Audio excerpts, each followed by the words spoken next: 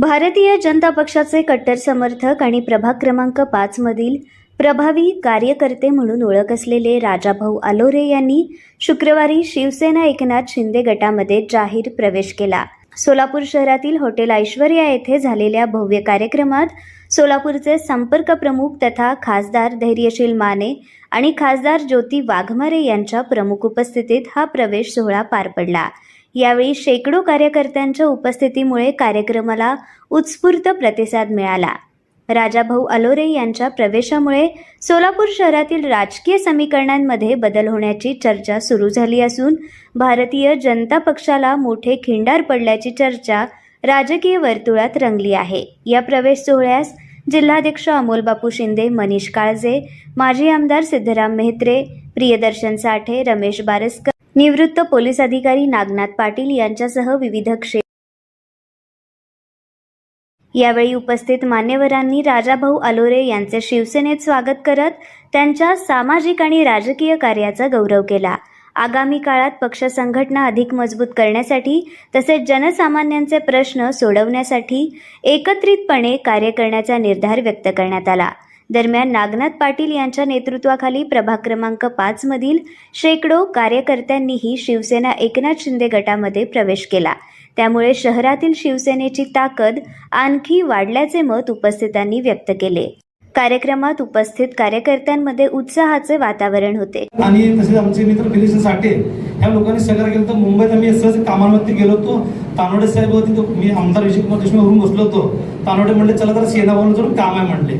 म्हणलं मी कशाला येऊ, काय काम आहे माझं। मग मला सहज म्हणलं मी गेल्यानंतर आमची भेट झाली। त्या तिथं सिद्धराम मेहत्रे ताई हे सगळे तिथं होते, साठे साहेब होते। मग बोलता बोलता म्हणले हा भाजपचा कार्यकर्त्याला सेनेत घ्या, असं जर आणण्यात झालं। असं करत करत आपली प्रक्रिया सुरू झाली। मग सर्वांनी सहकार्य मी केलं। तसं तर सोलापुरातली पहिली शाखा वार्ड क्रमांक 58 पानवे शाखाचं मी शिवसैनिक आहे।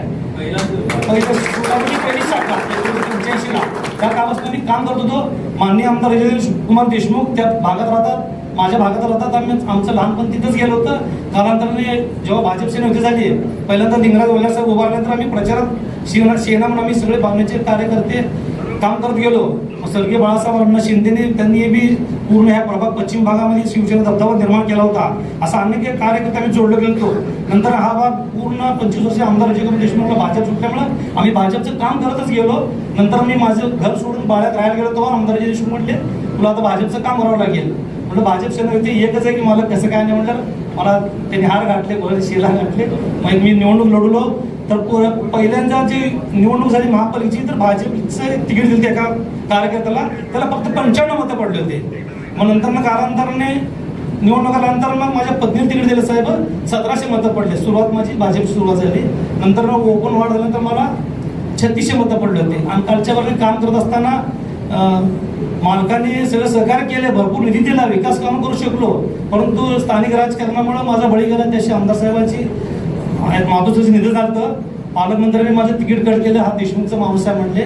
मग मी घरात बसलो होतो, आता जाऊ आपलं राजकारण नको म्हणलं। मग कार्यकर्ते आमच्या सगळ्या महिला भगिनी जे साथ देते नेहमी मला उभारू म्हणले, आपण अपक्ष उभारलो।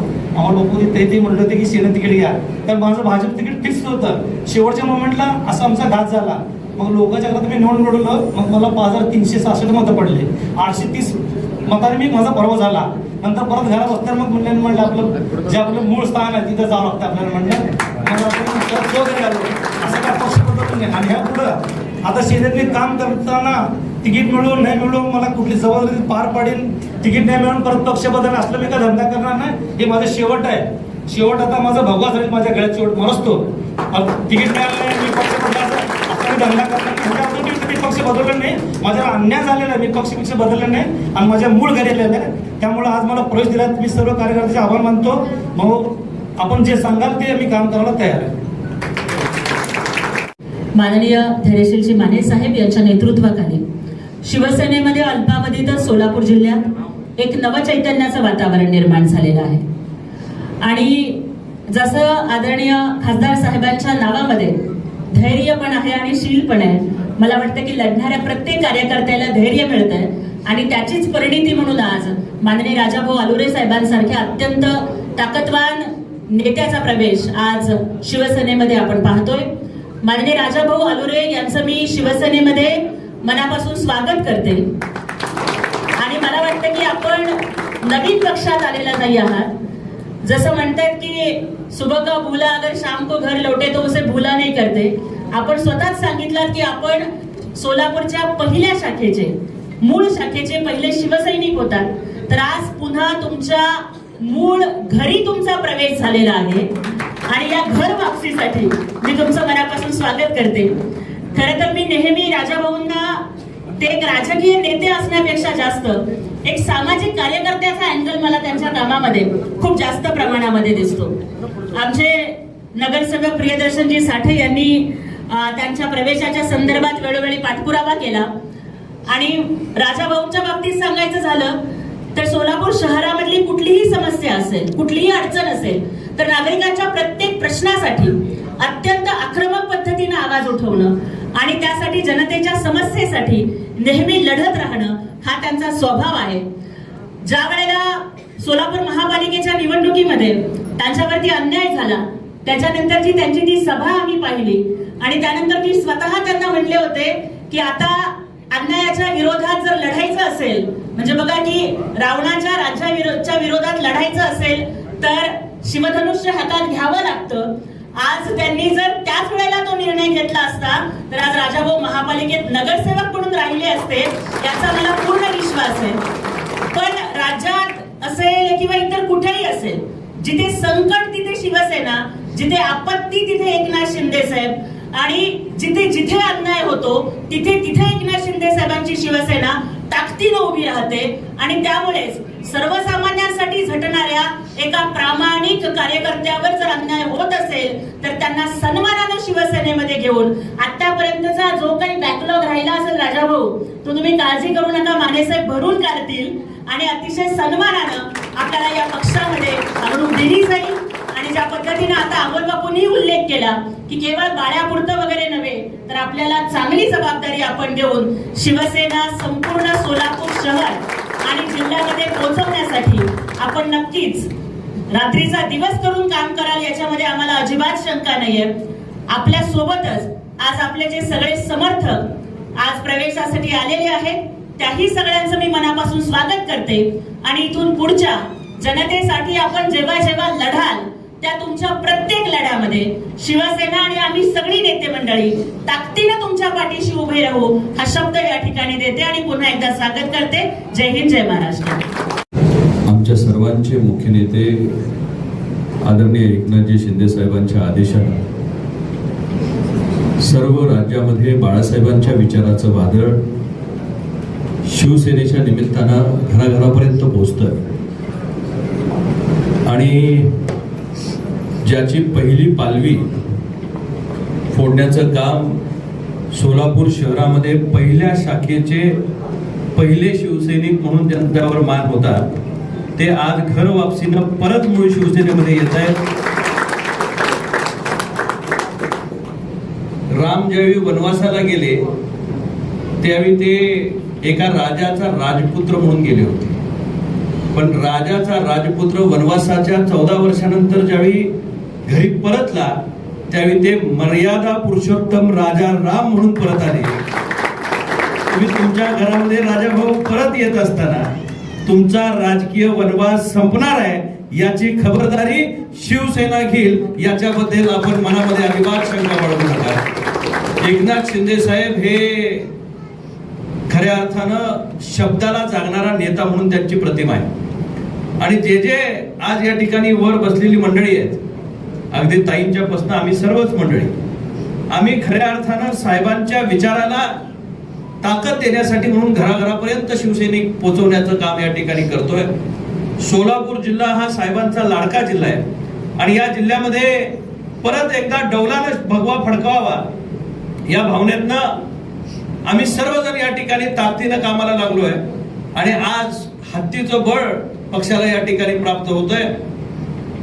नवीन चेहरा नव्हे, जुनाच चेहरा पण नवीन ताकदीनं आज आपल्यामध्ये परत सामील होत असताना मला मनापासूनचा आनंद आहे की राजाभाऊ तुम्ही येत असताना पक्षाला तर बळ मिळणारच आहे, पण निश्चितच ज्या गोरगरिबांसाठी तुम्ही झटताय त्या सर्वसामान्य माणसासाठी लढा उभा केला. जी मतं पडली ती कुठल्या पक्षाभोवती पडली नाही, राजाभाऊ या नावाभोवती पडलेली मतं आणि केलेल्या कामाभोवती पडलेली मतं आज शिवसेनेची ताकद वाढवणार आहेत. आणि निश्चितच आज त्यांनी बोलत असताना सांगितलं की आता मी ह्याच्या पुढे कुठल्या पक्षात जाणार नाही असं सांगितलं. तुम्ही माणूस भावनिक असतो, अन्यायानं पेटून उठतो, पण अन्यायातनं पेटून उठलेला जखमी वाघ ज्यावेळी खऱ्या अर्थानं मैदानात उतरतो त्यावेळी ज्यांनी अन्याय केला त्यांना सुद्धा पुळताभुई थोडी करतो. हे अनेक उदाहरणार्थ आपण या ठिकाणी बघितलंय. निश्चितच या ठिकाणी सांगेल राजाभाऊ, आज शिवसेनेची ताकद, त्या भगव्याची ताकद आणि धनुष्यबाण बाळासाहेबांच्या विचार, आनंद दिघे साहेबांचा विचार आणि एकनाथ शिंदे साहेबांचं मार्गदर्शन, श्री श्रीकांत शिंदे साहेबांच्या युवा ताकदीची जोड या पक्षाला या ठिकाणी मिळालेली आहे. आणि आम्हा सर्वांची ही जबाबदारी आहे की ही तळागाळापर्यंत पोहोचवायची. आता ही खांद्यावर तुम्ही भगवी पताका घेतली. निश्चितपणे शिवसेना परिवारामध्ये परत एकदा मी आपलं स्वागत या जिल्ह्याचा संपर्क प्रमुख या निमित्तानं या ठिकाणी करतो. आपण शिवसेनेमध्ये एकटे आलेले नाहीत, तर ज्यांच्या ज्यांच्या खांद्यावर आज भगवा आलाय, ज्यांच्या डोक्यावर टोपी आहे, ते सगळे परत शिवसेनेमध्ये तुमच्या बरोबर येत आहेत. मी मनापासून इथं आलेल्या राजा भाऊंच्या बरोबर प्रत्येक नवीन शिवसैनिकाचं सुद्धा इथं स्वागत करतो की तुम्ही भाऊंच्या बरोबर इथं आलात, पण आता ह्या परिवाराचे झालात. इथं आल्यानंतर तुम्हाला आपलं म्हणून घेऊन पुढची कारकीर्द, पुढची वाटचाल तुम्हा सर्वांच्या बरोबरीनं खांद्याला खांदा लावून ही सर्व मंडळी त्या ठिकाणी करतायत. ज्योतिताईंचं उदाहरण आपल्या डोळ्यासमोर आहे. इथं काम करणाऱ्याला संधी आहे. इथं जात पाहिली जात नाही, धर्म पाहिला जात नाही, गोत्र पाहिलं जात नाही, संबंध पाहिले जात नाहीत. इथं कर्तृत्व पाहिलं जातं. आणि जो कर्तृत्वाच्या जीवावर आपल्या विचारानं ठसा उमटवेल, सय्यद मगाशी तुम्हीच ना, ते मगाशी ते बोलत असताना एकदम तडफदारपणे म्हणले, जात धर्म आणि गोत्र आमचा शिवसेना शिवसेना. ज्या माणसाची ओळखच शिवसेना आहे, ते कुठल्या समाजाचे आहेत हे पक्ष त्या ठिकाणी पाहत नाही. तो माणूस शिवसेनेसाठी वाहून घेतो, त्याला शिवसेना ही 3 अक्षरं खऱ्या अर्थानं आयुष्यभर ओळख निर्माण करून देतात. शून्यातनं विश्व निर्माण करणारी ही मंडळी आज समाजासमोर जात असताना आपल्या सर्वांची ही जबाबदारी आहे की राजा भाऊंसारख्या एका कार्यकर्त्याला जो अनेक दिवस पीडितांसाठी या ठिकाणी कायमपणे लढा उभा करत राहिला, त्याचे हात बळकट करण्यासाठी ही 3 अक्षरं कायमपणे तुमच्या बरोबर त्या ठिकाणी राहतील. एवढं या निमित्तानं सांगतो. मुलाखती असल्यामुळे फार वेळ न घेता तुम्हाला एवढंच या ठिकाणी मी सांगितलं होतं, साहेब किंवा श्रीकांत साहेब आल्यानंतर आपण त्यावेळेसाठी साहेब घेऊया असं मी त्या ठिकाणी सांगितलं होतं. पण ते म्हणले साहेबांची भेट तेवढी घालून द्या, परिवारामध्ये लवकर घ्या. आज आपण शिवसेनाची पहिली बैठक या ठिकाणी होत असताना निश्चितपणे तुम्हालाही आम्ही कुठल्या तरी जबाबदारीमध्ये गुंतवू की ज्याच्यामधनं पक्षवाढीसाठी तुम्हाला या ठिकाणी स्थानिक पातळीवर काम करायला मदत होईल. आणि शिवसेनाचं काळ ज्यावेळी तुमच्या बरोबर असेल त्यावेळी एकनाथ शिंदे साहेब तुमच्या पाठीशी उभे आहेत, त्यांची ताकद तुमच्या पाठीशी उभी आहे. हा धनुष्यबाण तुमच्या बरोबर आहे या ठिकाणी लक्षात ठेवा. आणि धनुष्यबाण ज्याच्या पाठीशी असतो तो ताठ मानेनं त्या ठिकाणी उभा असतो. निश्चितच उद्याच्या काळामध्ये आपण जी स्वाभिमानाची लढाई अतिशय प्रामाणिकपणे या ठिकाणी पुढे नेली, त्याला आपण एकत्रपणे पुढे घेऊन जाऊया एवढंच या निमित्तानं सांगून मुलाखतीला आपण आता गॅप न देता आणि कोणाला घ्यायचं का प्रवेश